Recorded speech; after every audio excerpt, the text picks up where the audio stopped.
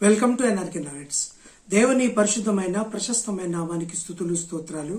మీ అందరికీ నా వందనాలు తెలియజేస్తున్నాను. క్రైస్తవ సంఘాల్లో వ్యక్తి పూజ తారాస్థాయికి చేరుకుంది. సంఘానికి, చర్చికి శిరస్సు యేసుక్రీస్తు ప్రభువారు. సంఘము క్రీస్తుని ఘనపరచాలి, క్రీస్తును ఆరాధించాలి, క్రీస్తునే మహిమపరచాలి. సంఘంలో ఉన్న ప్రతి ఒక్కరు, పాస్టర్ నుంచి విశ్వాసి వరకు ఎవరైనా. కానీ ఈ మధ్య మెగా చర్చెస్లో కానీ సిటీస్లో ఉన్న ఫేమస్ చర్చెస్లో కానీ క్రీస్తుకు వచ్చే ఘనతకు బదులు ఆ సంఘ కాపరికి కానీ పాస్టర్ కానీ వెళ్తుంది. వాళ్ళు కూడా అలానే తయారయ్యారు. మెగా చర్చెస్ కొంతమంది నడుపుతున్నారు. పెద్ద చర్చ్ 10,000 సంఘం అని, 20,000 సంఘం అని, చాలా పెద్ద సంఘం అని, 3 ఆరాధనలు 4 ఆరాధనలు జరుగుతున్నాయని, పెద్ద మందిరం అని, ఏసీ మందిరం అని, లేకపోతే పెద్ద కాంగ్రిగేషన్స్ నడుస్తున్నాయని చెప్పుకుంటున్న ఆ పాస్టర్లు ఏం చేస్తున్నారంటే, మా మందిరానికి రండి, ఆ పాస్టర్ గారి పేరు చెప్పి, మా మందిరానికి రండి మీకు బాగవుతుంది, నా మందిరానికి రండి మీకు స్వస్థత వస్తుంది, నా మందిరానికి రండి మీ దుఃఖ దినాలు సమాప్తం అవుతాయి, నా మందిరానికి రండి మీకు అది పోతుంది ఇది పోతుందని క్రీస్తుకు రావాల్సిన ఘనత, లేకపోతే క్రీస్తుకి ఇవ్వాల్సిన మహిమను పక్కన పెట్టి ఆ పాస్టర్ గారే దేవుని యొక్క దొంగతనాన్ని దొంగిలించే వ్యక్తులుగా మారిపోతున్నారు.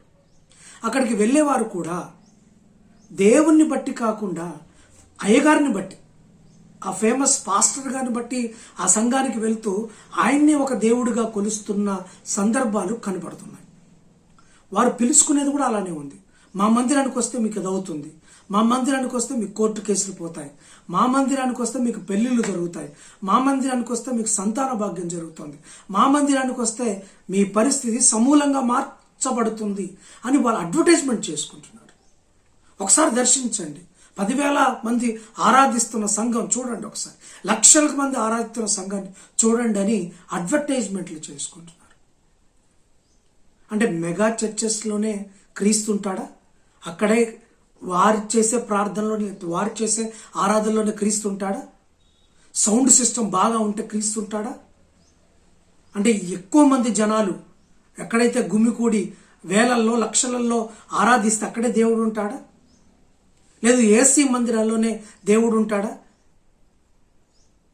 అంటే ఎండతో మండిపోయిన సంఘాల్లో మందిరాల్లో దేవుడు ఉండడా?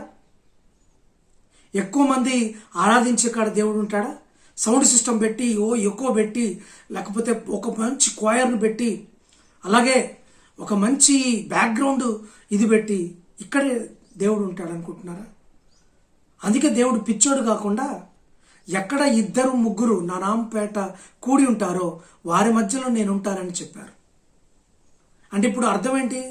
ఏ చిన్న సంఘంలోనే దేవుడు ఉంటాడు, అలాగని పెద్ద సంఘంలో దేవుడు ఉండడానికి కాదు, ఉంటాడు. కానీ పెద్ద సంఘాల్లో చాలా మంది ఏమైపోయారంటే దేవుడికి రావాల్సిన ఘనతను పాస్టర్ గారు తీసేసుకుంటున్నారు.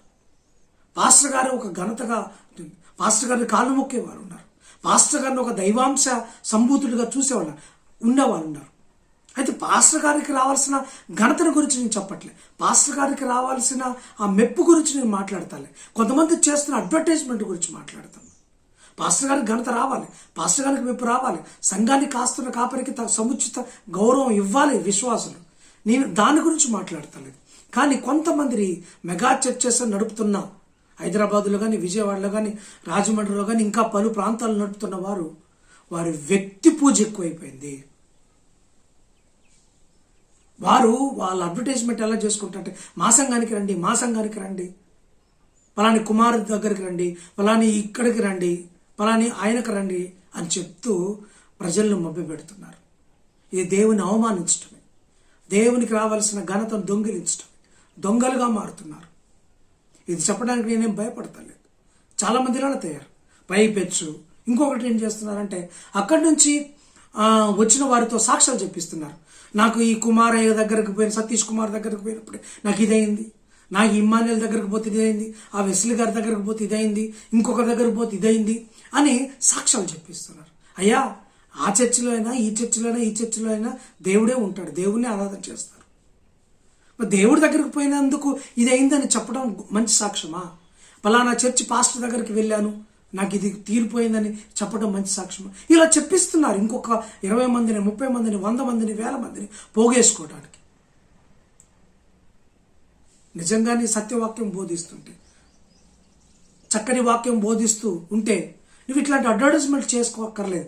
ప్రజలే నీకు దగ్గరికి తండోలుగా వస్తారు. అలాగే నీ సరిహద్దులు విశాలపరుస్తాయి. అంతేగాని ఇలా అడ్వర్టైజ్మెంట్ చేసుకొని వ్యక్తి పూజలు చేస్తూ పాస్టర్ గారు మాత్రమే ఘనత పొందే సంఘాలు ఒకసారి ఆలోచించండి.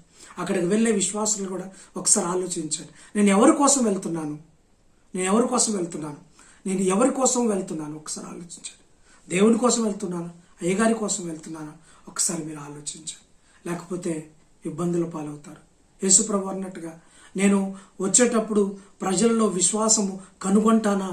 అలాగే విశ్వాసం, మనకున్న విశ్వాసులు, ఆ విశ్వాసంలో విశ్వాసము కనుగొందునా అని ఒక క్వశ్చన్ మార్క్ వేశాడు. మరి ఇలా ఉంటున్నప్పుడు ప్రజల్లో విశ్వాసము కొరవడే అవకాశం ఉంటుంది. జాగ్రత్త పాస్టర్ గారులు, మీరు జాగ్రత్త. మీరు గొప్ప పాస్టర్లు అయి ఉండొచ్చు, 1000 సంఘాలు కట్టి ఉండొచ్చు, 1000 మంది మీ సంఘాలకు వచ్చి ఉండొచ్చు, టీవీ స్పీకర్లుగా, ఇంటర్నేషనల్ స్పీకర్లుగా ఉండవచ్చు, మంచిదే. కానీ వ్యక్తి పూజ అనేది, నువ్వు ఎంత ఇంటర్నేషనల్ స్పీకర్ అయినా, నేషనల్ స్పీకర్ అయినా, ఎన్ని సబ్స్క్రైబర్స్ ఉన్నా కానీ వ్యక్తి పూజ అనేది మంచిది కాదు. పాస్టర్ గారికి, దేవుడికి రావాల్సిన ఘనత పాస్టర్ గారికి చెందటం అనేది అది వాక్య విరుద్ధం. అది ఒక్కసారి మీరు గమనించమని మిమ్మల్ని సవినీయంగా వేడుకుంటున్నాను. Thanks for watching. God bless you.